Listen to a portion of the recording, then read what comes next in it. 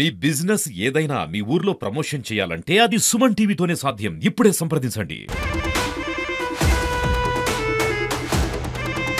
నమస్తే, welcome to Suman TV. ఉమ్మడి నిజామాబాద్ జిల్లాలో చాలా రకాలైనటువంటి వాగులు వంకల్ని కూడా సుమన్ టీవీ చూపించే ప్రయత్నం అయితే చేస్తుంది. మనము నిజామాబాద్ జిల్లాలోని ఏదైతే పాంగ్రా బోర్గం అని చెప్పుకుంటా ఉంటాము. సో పాంగ్రా బోర్గంకి సంబంధించిన ఈ ఏరియాలో మనం ఉన్నాము.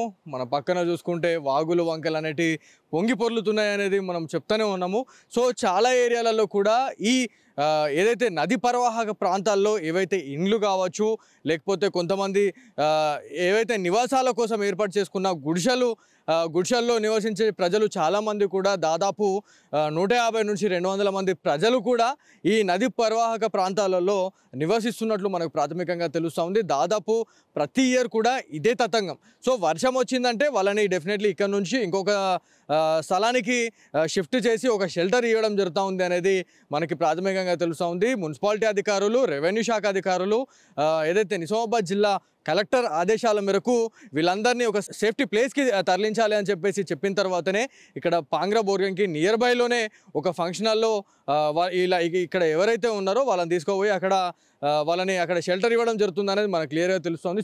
చూడొచ్చు నది ఎంత ఉధృతంగా ప్రవహిస్తుంది అనేది మనం చూడొచ్చు. ఎక్కడెక్కడి నుంచో వాటర్ వస్తుంది. ఇది యాక్చువల్లీ మనం పాంగ్రా బోర్గంలో ఉన్నాము.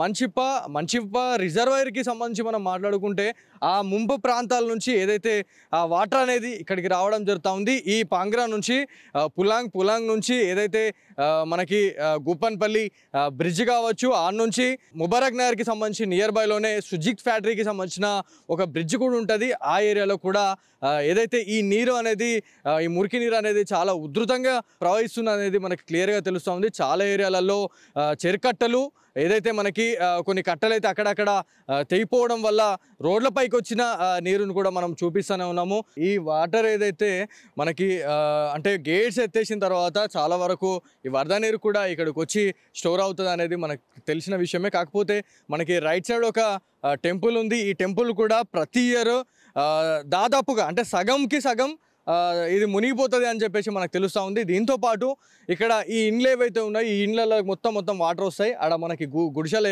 ఏవైతే మనకు కనిపిస్తూ ఉన్నాయో వాటిలో పూర్తిగా వాటర్ వచ్చి చేరుతాయి అనేది తెలుస్తూ ఉంది. ఆ నుంచి ఇటు సైడ్ చూసుకుంటే అక్కడ ఒక కార్ కనిపిస్తుంది. ఆ కార్ వరకు కూడా మొత్తం వాటరే ఉంటుంది. కాకపోతే నిన్నటి నుంచి వాటర్ అనేది చాలా తగ్గుముఖం పట్టింది. ఏదైతే మనకి వర్షం చాలా తగ్గింది అని తెలిసిన తర్వాతనే కొంచెం శాంతించారు ప్రజలు అనేది క్లియర్గా తెలుస్తూ ఉంది. సో చూడొచ్చు ప్రతి విజువల్లో చాలా భయంకరంగానే ఉంది. ఏ చిన్న తప్పిదం జరిగినా కూడా ఒకవేళ వెళ్ళకపోతే అధికారులు చెప్పిన తర్వాత కూడా నిర్లక్ష్యం వహించి ఎవరైనా వెళ్ళకపోతే మాత్రం డెఫినెట్లీ ఈ వరద నీటిలో కొట్టుకుపోయే అవకాశం ఉంటుందని చెప్పేసి కూడా చాలామంది చెప్తూనే ఉన్నారు. కొంత సేఫ్టీగా ఉండాల్సిందే అని చెప్పేసి మనకి నిజామాబాద్ జిల్లా అధికారులు అయితే చెప్పడం జరుగుతూ ఉంది. సో ఇది ఇక్కడున్న తాజా పరిస్థితి. కెమెరా పర్సన్ కార్తిక్తో బాలు, సుమన్ టీవీ, పాంగ్రా బోర్గం నుంచి.